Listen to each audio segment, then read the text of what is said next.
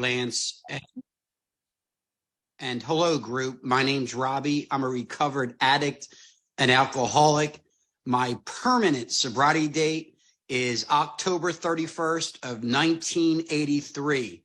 And I'm going to tell you why I say permanent. That's from Bill Wilson. If you got a problem with that, you take that up with Bill. Because Bill says in our big book of Alcoholics Anonymous, you know what our goal is? To have permanent, peaceful, and contented recovery. And that's what I want today. And that's what I'm about. First of all, it's an honor to be here in a CA meeting. Recently, I was at a CA regional convention in Toronto, Canada. And I had about the best time in the world. I've never seen a sobriety countdown like Cocaine's Anonymous can do it. AA better catch up, because cocaine. If you ever raise your hand, your physical hand, if you ever been to a CA convention, anybody in here ever? Yeah, man, they are radical, man. I mean radical. And like I felt comfortable there. See, I don't usually feel comfortable, just throwing this out there, at a recovery convention, because you don't notice yet, but I vibe really high, right? Like I got this God in me that just is stoked to talk about him, right? And to talk about recovery and all these great programs that I belong to. I'm a member of good standing in Cocaine's Anonymous and Alcoholics Anonymous and Al-Anon, actually. And the reason I say that is because I am. I'm active. I'm an active member. I sponsor people. I have a sponsor. I attended first of all, I led a meeting last night at 9 p.m. at night. Terry could probably throw those digits at some point into the chat room. Every Friday night, I lead a big book meeting for about 25 people that just love the big book, right? And on Saturday mornings, I make a live meeting at 7:30. So let me tell you something. I'm recovered up right now, and I'm excited to be here. So listen, I wasn't always like this. For the newcomer, don't let the tie and the suspenders fool you, and my hair all nice and stuff. I'm an addict, okay, that did time in prisons and state mental hospitals, right? And I lived on the streets, man. See, I even know what it's like to be dope sick. I know what it's like to do so much, and I don't want to talk about a certain substance, but I know just what it's like to snort so much drugs that I would know where I would end up.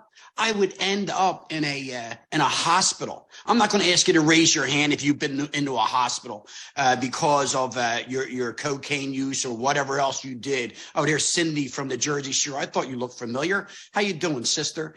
But I ended up in places like that, all alone. Let me repeat that. I ended up in places like that all alone. I didn't have any addicts beside me saying, "Oh, we're going to wait for you to get out. We'll give you a ride home." You see, when I used, and I drank, I drank alone, like George Thorogood sings in his song. I drink alone with nobody else, and I use alone, and I die alone. See, I don't believe that lie. And listen, if you've said it, God bless you, but it's not my experience. I don't believe that lie. When we see an addict dead in the coffin and we say, at least they're at peace now. Let me tell you something. Their face don't look like they're at peace. I think that's something that we say so we feel better. But I don't think it's the truth. See, the truth is the addict dies alone, right? See, the addict dies, you know what I mean, Terry? With not knowing there's a way out, man. Right, Lance? Not knowing there's a way out, not knowing there's a 12-step program that they can go to, for fellowship, right? For love. I didn't come here looking for money. I didn't come here looking for a relationship. With somebody, a sexual relationship. I didn't come here looking for any of that stuff. You know what I came here looking for? To live, period. To live. See, I was dying. Can any hands in there? Is anybody in this room today at the CA meeting? Were you dying?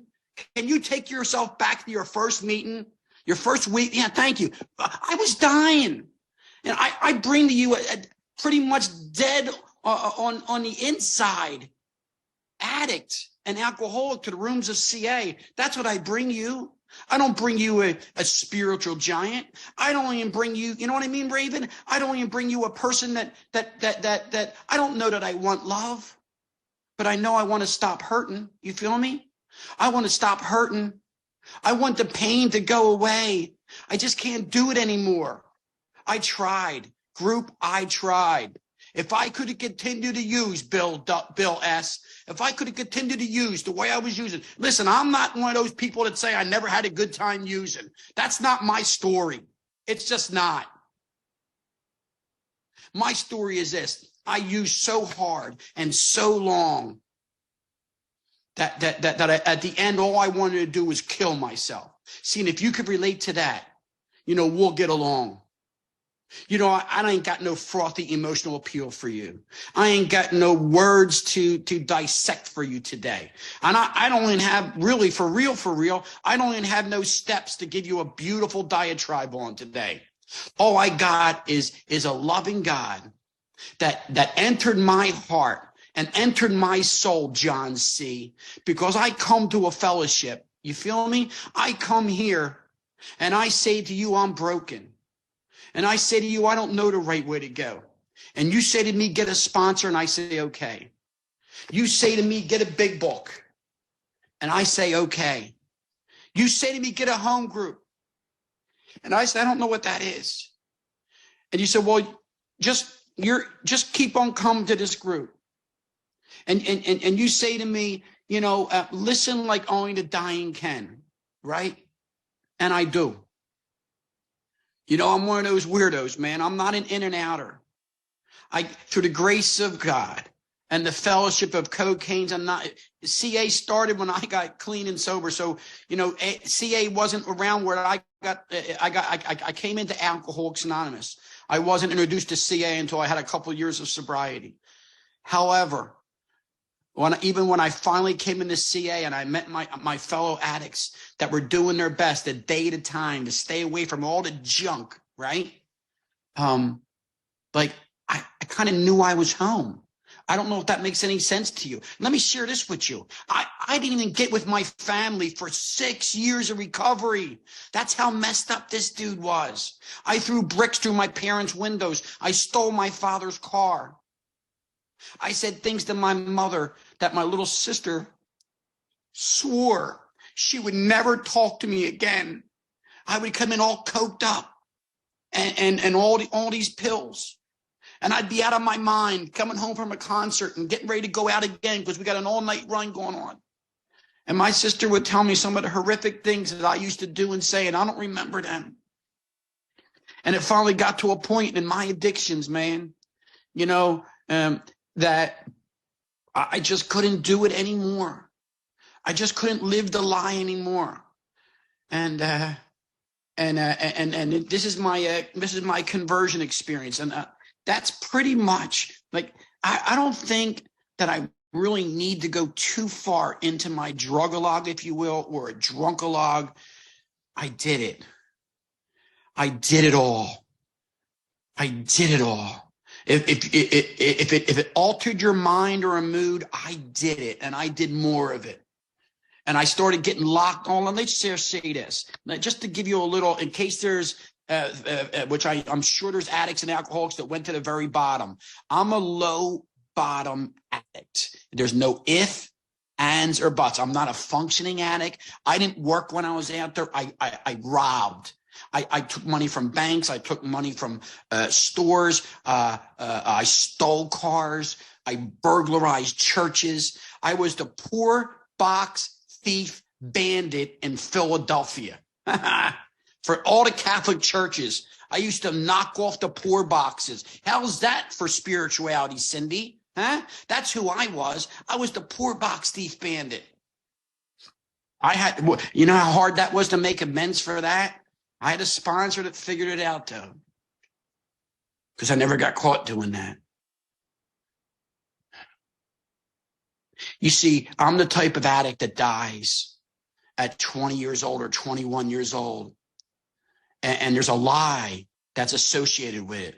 It would say I died of a car accident.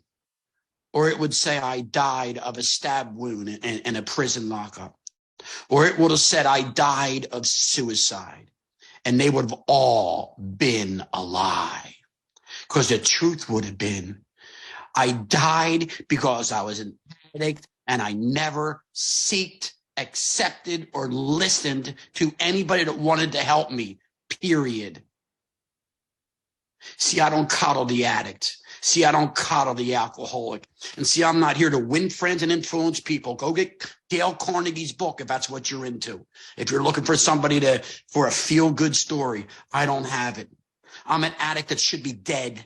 I'm an addict that I don't do, there's a song that I don't deserve it. You know what I mean? I didn't earn it. I got this thing called grace, and I don't know why. I can't explain it other than the fact that I got a God that loves me madly. I have a God that knew, friends, I had a God that knew that if he, she, or it got me clean and sober, that I was going to carry this message for free and for fun for the rest of my life, that I was going to carry this message to the ends of the earth and hug people and do steps with them. I don't know about y'all, and nobody really liked the pandemic. I get that. But man, I get to do Zoom. I get to take hundreds of people through the steps today because of Zoom. I love it. It wasn't something I planned. It wasn't nothing any of us planned. But then we as alcoholics and addicts, we learn how to use, our past can be our greatest asset, right? So my story, I kept going down and down and lockups and nobody wants me around and using in dark alleyways in Philadelphia. And getting locked up and beat up by police all the time. And then go into a rehab, Terry. I'm not a big rehab. I hang out with people that are in recovery. God bless them, Lance. God bless you. My daughter is a therapist and a mental health counselor. God bless her. I tortured them. I tortured in complete rehabs. I got locked up once, gang. I left a rehab in Philadelphia telling them I was going to burn it down, right? You with me? The problem is I was dropped off there in a sheriff's van a few weeks before that in handcuffs. So I was what's called stipulated. So when the police finally got me a few weeks, months later, staying in an abandonmenium, you know what that is, right? Staying in an abandonmenium in Philadelphia, I ended up in another lockup in the House of Correction. And Terry, this is the truth. I remember getting what's called a detainer. A detainer means, that's mail. That's about the only mail I got when I would get locked up. And a detainer is simply a big piece of paper, and it says, detain Robert J. Walker. Do not let him leave, because when you're done with whatever you got for him there, we want to see him in our court.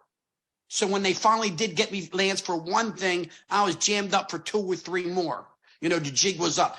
By the way, if they ever gave me a court date, I didn't have a day timer back then. Like when Terry asked me to speak this Saturday, I put that in my day timer. He asked me to speak 3 months ago here at the CA meeting, complete mental defectives, right? And I had it. But when I got a court date, I forgot. I forgot to go. And so all of a sudden, you know what I mean, Bill? All of a sudden, I get in trouble for one thing. It's like a bowling ball hitting the pins. I go down, I'm out. I'm out of commission for about 18 months, whether I like it or not. And that's my story. I'm an addict. And listen, I'm not looking for a way out. I would go to rehab, and I'm looking to hook up with Mary Jane and Betty and Bobby Sue. I'm not looking to get better. I'm not looking to learn these steps. I'm not looking to learn to set aside prayer. I'm not enjoying these CA meetings or AA meetings or NA meetings. You see, I can't wait to get back. I want to get back.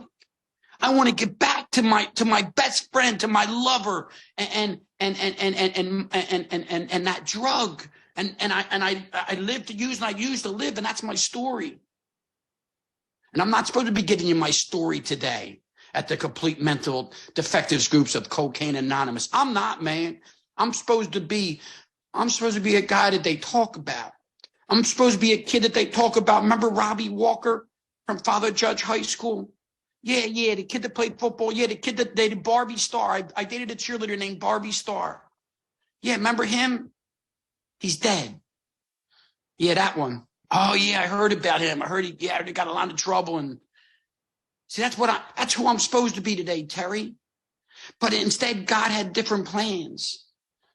And I'm so grateful that God had different plans. Man, boy, I don't deserve this. Boy, I didn't earn it. You know, I'm still confused sometimes. So I just keep working.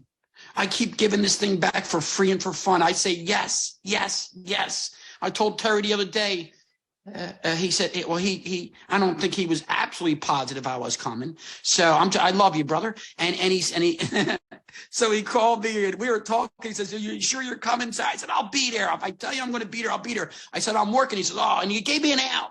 He said, you're working, bro. You know, I know he was going to get somebody else if I asked him to. And I said, no, brother, I told you I was coming. I'm coming.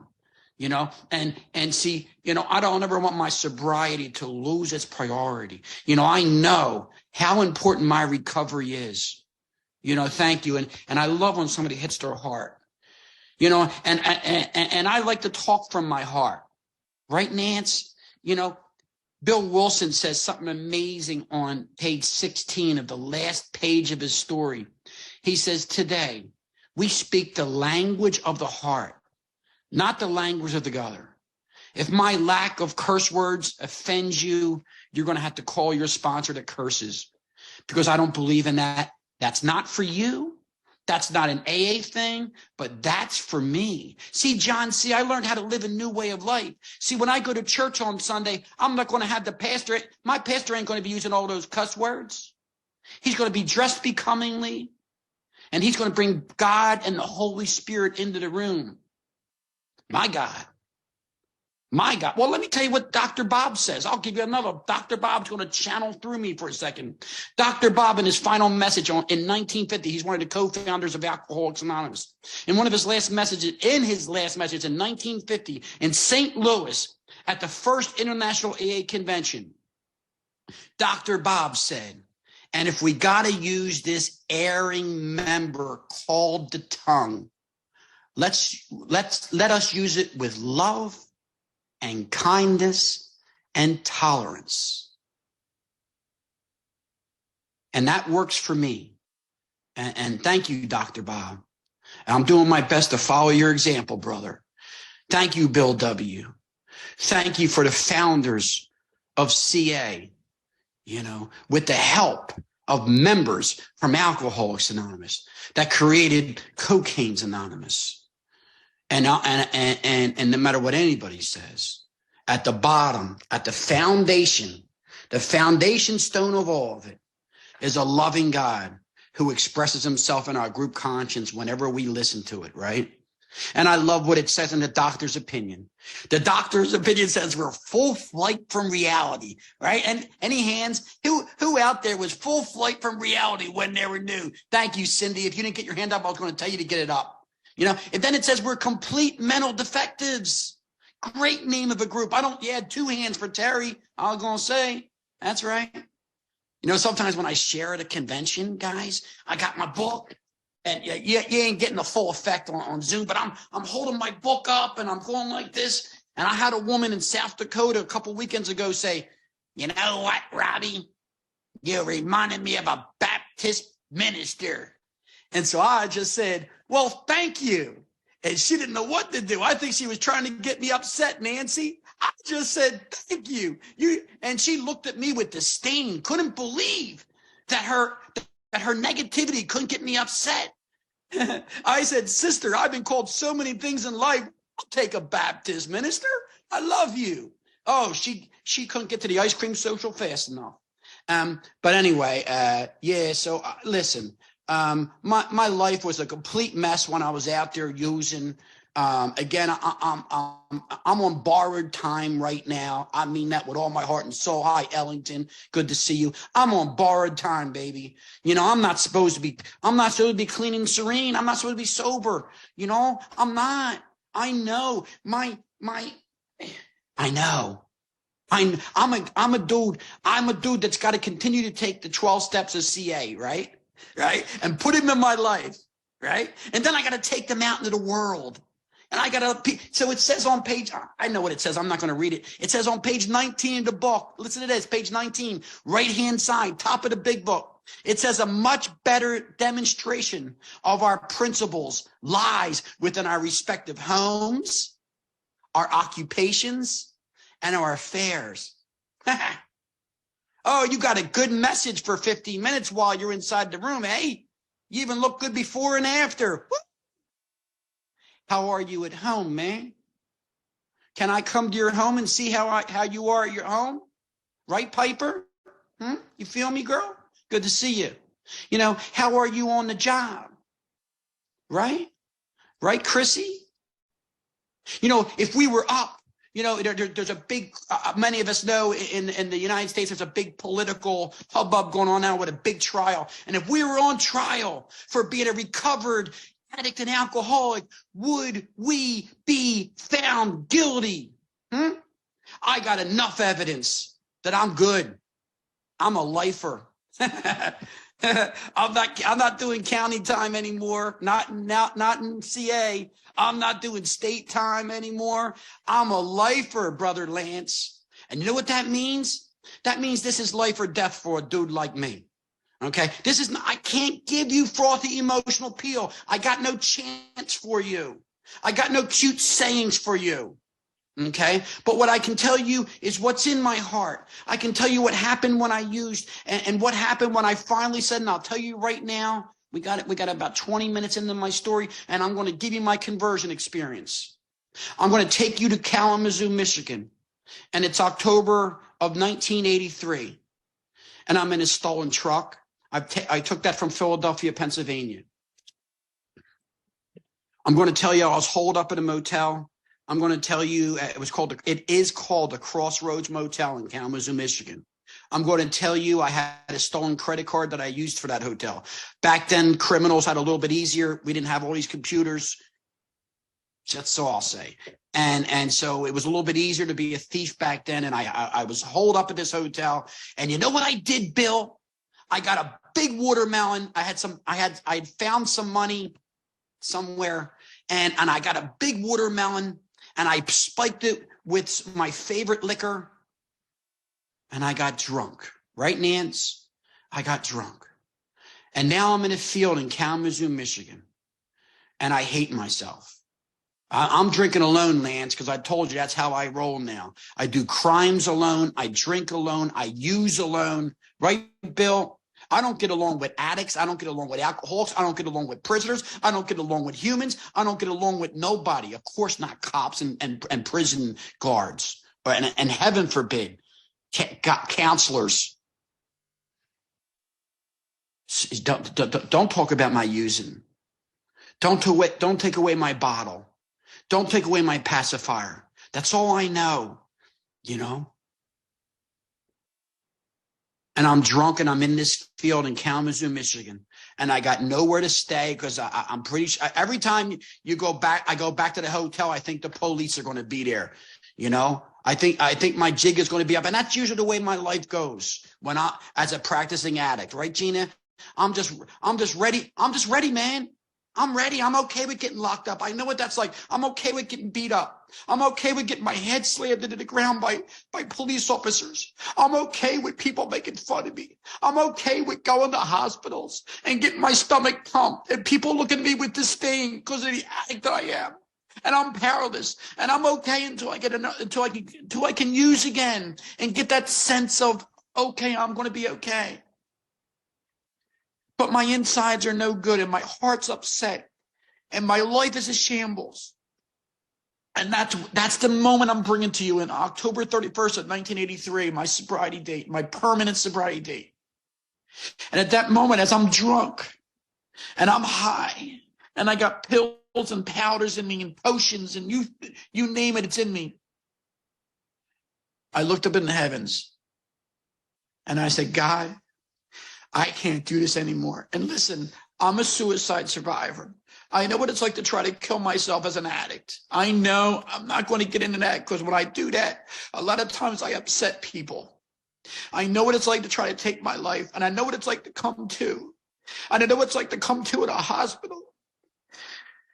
And I'm okay for a minute because I'm alive. But then I realize, but I got to go back to living again. And I can't live. I got nowhere to go. No one wants me. And I'm 21 years old. Oh, wow. I got emotional. And I looked up into the heavens and I cried out.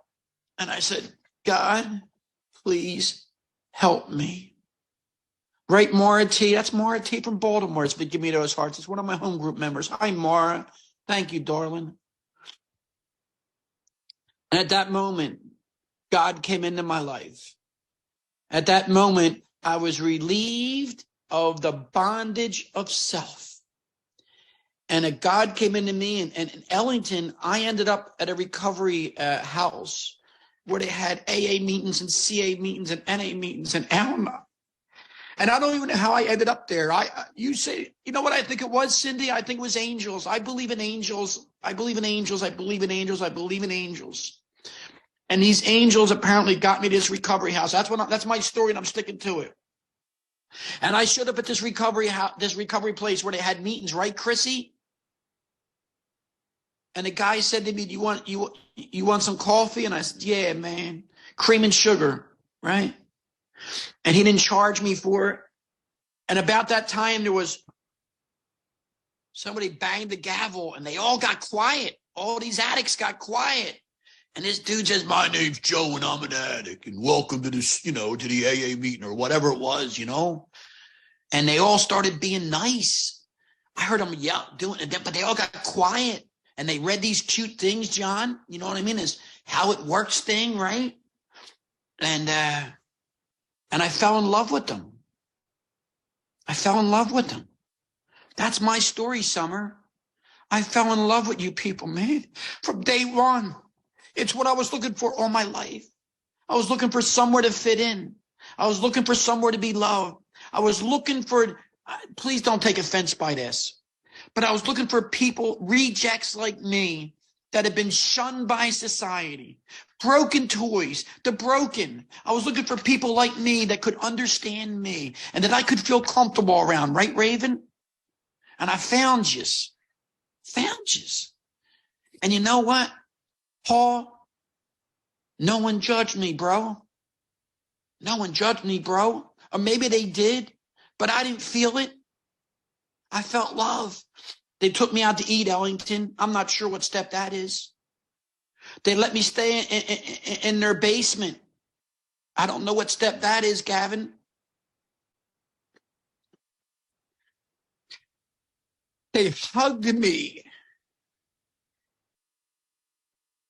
You see, I'm a stray dog. I'm a stray dog at this point, at best. At best. People don't take stray dogs in. Sometimes you feed them, but you don't want them in your home, Cindy. And a man named Don C. got me to the end of the meeting. And he said, "Hey, boy, you got a place to stay?" And I said, well, I got some stolen stuff over at the Crossroads Motel. He said, "What do you mean?" I told him, he says, "Let's just leave all that stuff there for now." He said, "Come on with me." And I got in his truck. And around in his truck, Raven, he had this chainsaw blades around his mirror. And this was back around, you know what? No, Nancy, this was back when they had that movie out, Children of the Corn. And I thought the brother was going to take me to a place where they was going to eat me or something. Like, I'm an addict. I'm in, you know what I mean? I just got done. I got 2 hours clean. Right, Eileen? I got no time, and I think I'm going to die. But I heard the brother share at the meeting. He was a Christian. And he took me home and he introduced me to his wife named Rhonda and his 2 boys named Dallas and Brian. Brian is my little brother today. Dallas is in a penitentiary, but Brian's like my little brother. Him and his wife came over to me and Susie's place not too long ago. And we took him to the Phillies game, the Philadelphia Phillies game up at the stadium. We took him to my church, the Lighthouse Church of Cape May County. And he calls me his big brother. See, I told you I played football, and he was only, I guess he was about 12 at the time. And I used to play football with him and his little brother and throwing passes, and we became buddies. And I stayed in that home for a first year of my recovery, Nancy.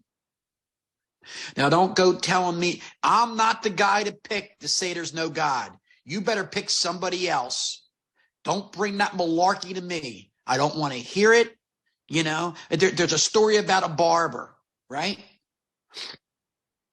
And this dude comes from a CA meeting, right, Bill? And he's all stoked because he just came from CA and he got a haircut and he's got a little money in his pocket. And he got his first job. And he says, and the barber says, boy, you're happy. He says, yeah, man, I found God.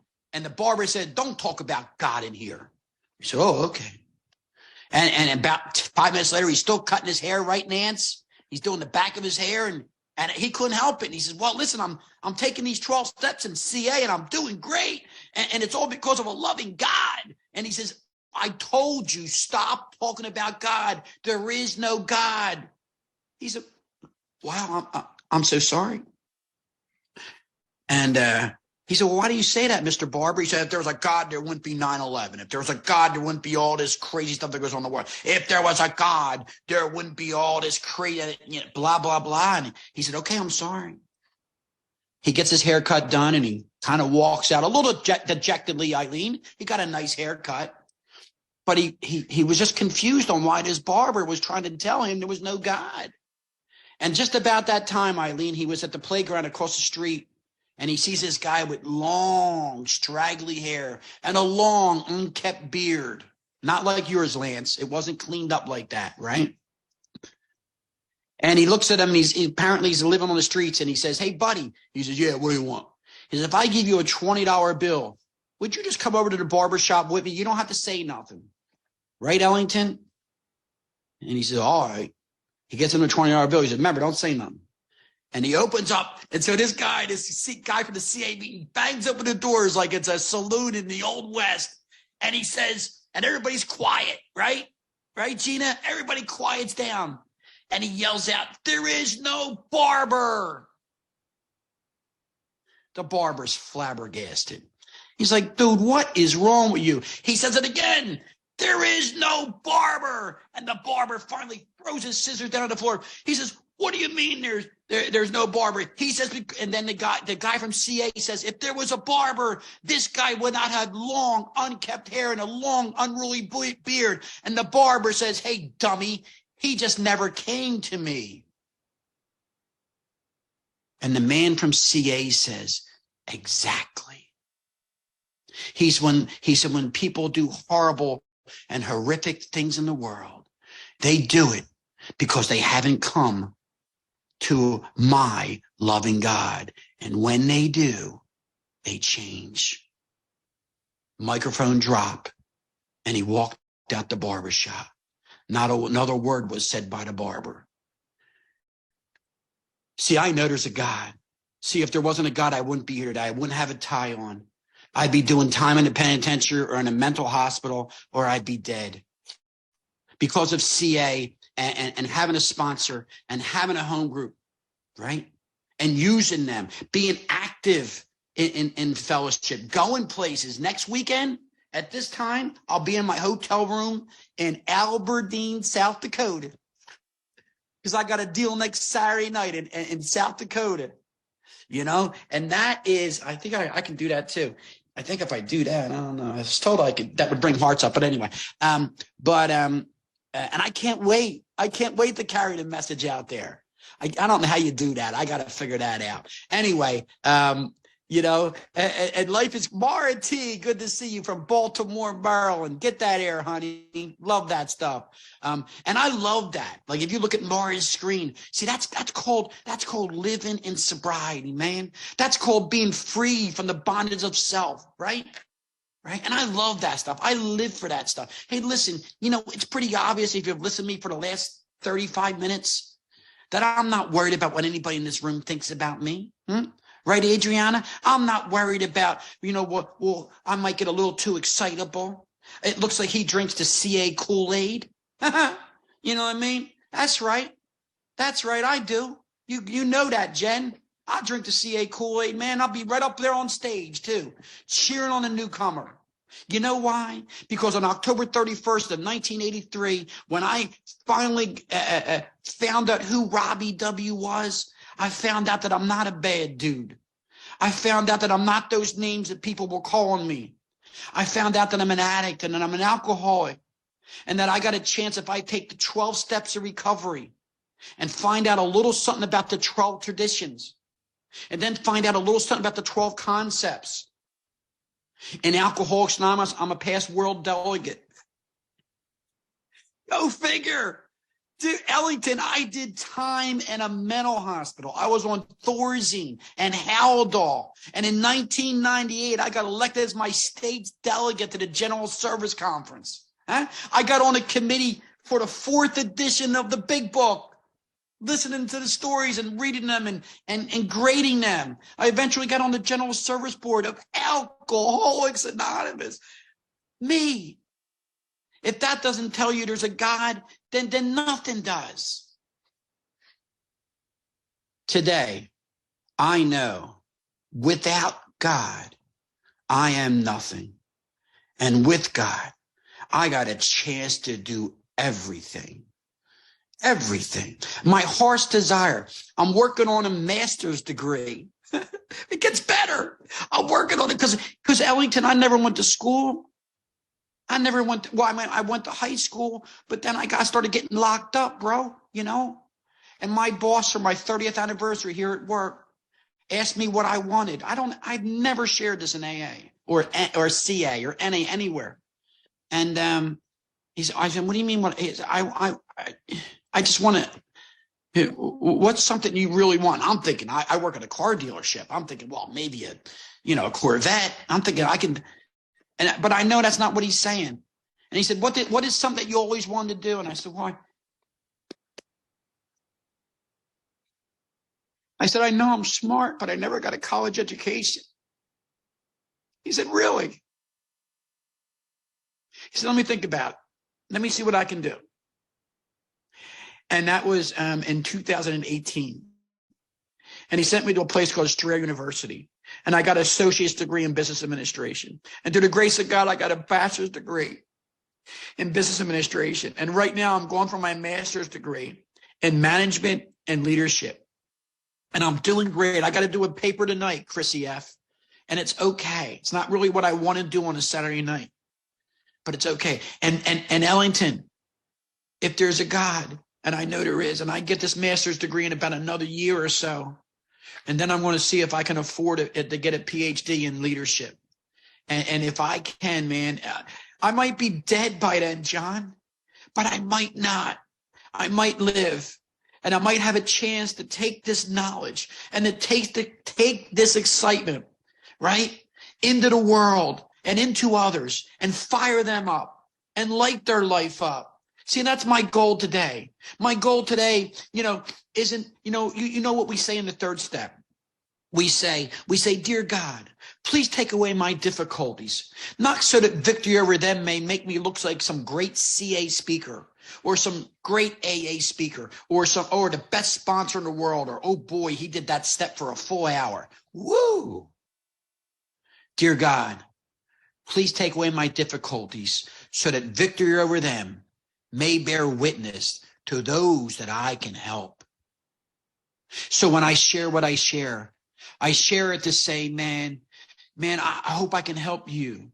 I hope I can meet you somewhere out on the path of recovery. I hope I can meet you at a CA convention somewhere. I hope I can meet you at an AA international convention. I'll be on the floor somewhere, running around with a bunch of young people, hooping and hollering it up and being excited for sobriety. So let me tell you a little bit about recovery and what happened. In recovery, I started doing all the things you're supposed to do. I got the steps in my life. I chaired meetings. I became a GSR. I told you that I became a DCM in my area in AA, and eventually I became the delegate. And I started a recovery roundup. And that's in its 17th year. And now, I show up and they don't know who I am. In other words, they don't know that they don't know that I'm the founder of that roundup. But I get to go there I get to go to and just sit there and know that I had a little something to do with that 17 years ago. And I had people in the area that got mad at me because they were in the area and I'm in the intergroup and I'm starting something. And I said, it ain't me, man. It's God. Get over yourself already. See, when there's work to be done, the walls will come down. When there's work to be done in recovery, the walls will come down. When there's work to be done, the fears will go away. When there's work to be done, the anxiety will go away. Oh, I got anxiety. Well, get off your butt and get active in the program and you'll get rid of it. I promise you. Oh, I got depression. Really? I get it.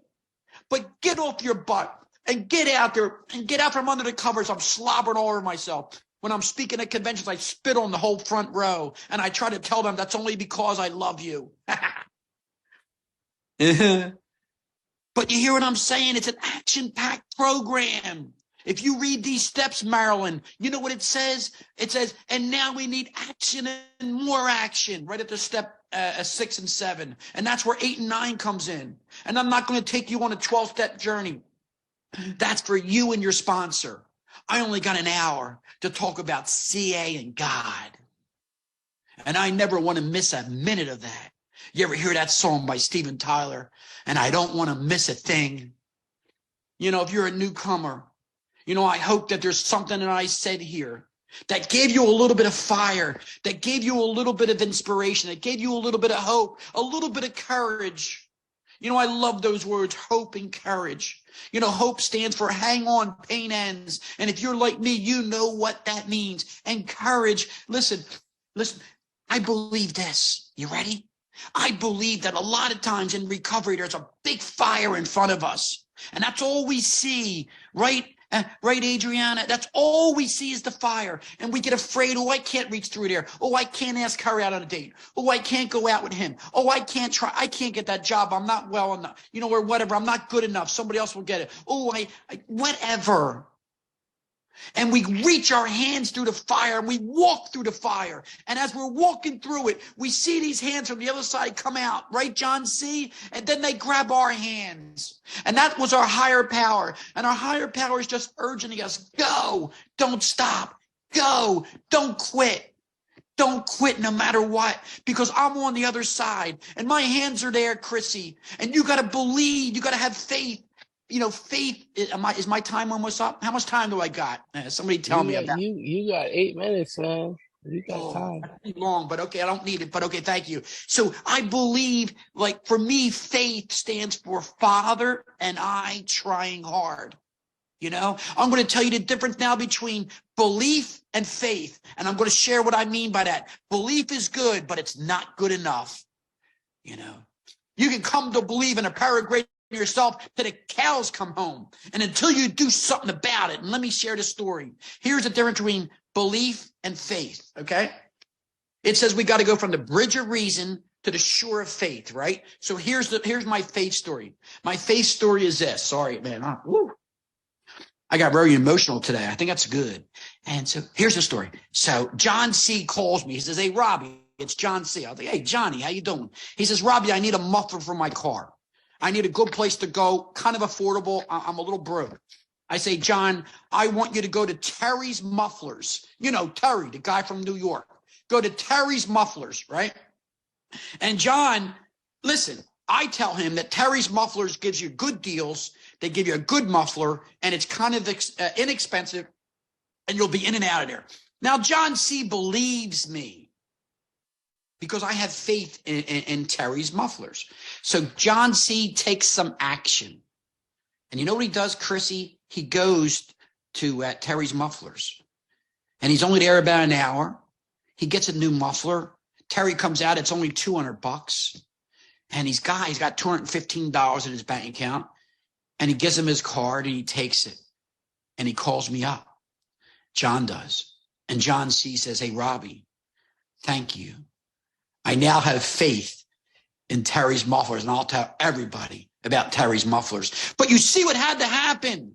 He could believe in Terry's Mufflers, but until he got off his doofus and he went there and got the work done, the faith wasn't ever going to be there. See, when I share today in the rooms of CA and AA, I share from a place of faith. You know, people like me and Piper and Terry and everybody else that's in this room, we'd love to give you what we got. And by golly, we try it every chance we get. But the problem is you got to take the actions like we did to get the results that we did. And when you're willing to do that, and only when you're willing to do that, will you start seeing the benefits. I believe this with all my heart and soul. I just celebrated 40 years of continuous recovery. I was with my wife out in Curacao, right? And I was on meetings every day. She couldn't believe it. Whatever. I'm not taking her inventory. That's another meeting. But I was on meetings every day from from Sandals in Curacao, right? And I'm just enjoying that. And so because of that, give me 1 second. Your voice is off. I'm sorry about that, guys. And so anyway, what happened was, can you guys still hear me? I just got kicked out of my one office, so I'm in another office now. Okay, so here's what happened. Am I good? Okay, good. So here's what happened. What was I saying? I forgot what I was even saying. I just got kicked out of an office. What the heck was I saying, Terry? I don't even remember. Just celebrated 40 years, Robbie. We're on vacation watching movies all day. So I'm in Curacao, thank you, and I celebrated 40 years. I love you, Bill. And I just know that I'm not stopping. You know, I'm not stopping. I'm not going anywhere. You know, I don't know what's next. If you guys watch Netflix and you get season 1 and season 2 and season 3, that's nothing. Wait till you stay clean and Cocaine's Anonymous, and you stay sober in Alcoholics Anonymous, and the seasons get better and better. You see, my first marriage didn't work out that great, but she's a great gal, but it just didn't work. And Cindy knows my little girl named Allison Ann, and we created her, me and my first wife, and she would always go to Daddy's conventions and sit up on stage with me, Nancy. Yeah, she would come up. We would go up to the hotel room after one of my talks, and she would say, "Daddy, Daddy." I said, "What, baby?" She would say, "I got more hugs than you tonight after your talk." And I told you now, and through the grace of God, I was able to help her go through to college, right? And today she's a mental health and addictions counselor. She brought me a little baby into the world, so I'm a grandpop now, right? I met this gal in the program at a big book convention about 5 years ago, and now she's my wife. You know, we have a great life together. We travel all over to different conventions and conferences, right? And I never had it so good, man. Like, I don't know what's next. I just celebrated 35 years here. I told you what my boss did about 5 years ago with my education. He'll do anything for me. And I do a lot of stuff for him. I do commercials, and I got a nicer office than I used to have. And if you're on my Facebook, you know, I move a lot of iron, right? You see, so I'm a car salesman today. That's all I am. I'm not a pastor. I'm not a vice president like some guys my age. I'm not retired, and I'm 62 years old. But God has me right where he wants me, helping his kids for free and for fun at every chance I can get. I give it all I got. Let me end with this. I believe at the end of my life, I'm going to be like that guy, Lance, that's on second base, and it's a tie game, and it's the bottom of the ninth inning, right? And somebody like Ellington's, there he is, Ellington's up at the plate. Tie game, 2 outs, 2-2, last game of the World Series, and I'm on second, and I can play ball, Piper. I know how to take a lead, baby, and I'm taking a lead. And all of a sudden, Ellington, he's got a stick. I can tell he's got a good stick, and he makes that swing, and he hits that ball right up the center, right in the center field. And I go, and I give it all I got, John. And I'm rounding third, right, Piper? And the third base coach says, hold up. We don't want to lose the game. And you know what I do? I say, no way. They were trying to hold me up all my life. And I round third, and I got one chance, and I got one opportunity. And here it comes. And I go flying into home. And there's a guy like Paul Mick there. He's a big dude. I see you. And he's got the mitt. And I slide in, right, Marilyn? And I feel Paul's his glove on top of my head with the ball. Ellington's on first, looking at me, seeing if he got the winning run home. And the dirt clears, and the ump puts his hands out like this, and he says, safe. And I believe at the end of my life, Piper, one day, I really believe, I can only imagine one day that I'm going to look up. I guess it's after I'm dead, and I'm going to look up and I'm going to see my higher power that we've been talking about, that I've been talking about, that we've been screaming about and yelling to the newcomer about. And he's going to look at me and he's going to say, Robbie Walker, I gave you a job. Thank you. I gave you a gift on 10/31 of 1983. And you gave that gift away for free and for fun. Welcome home. Newcomers, old timers, mid-timers, you're not sure what you are. Please don't leave. Stay. I love yous all.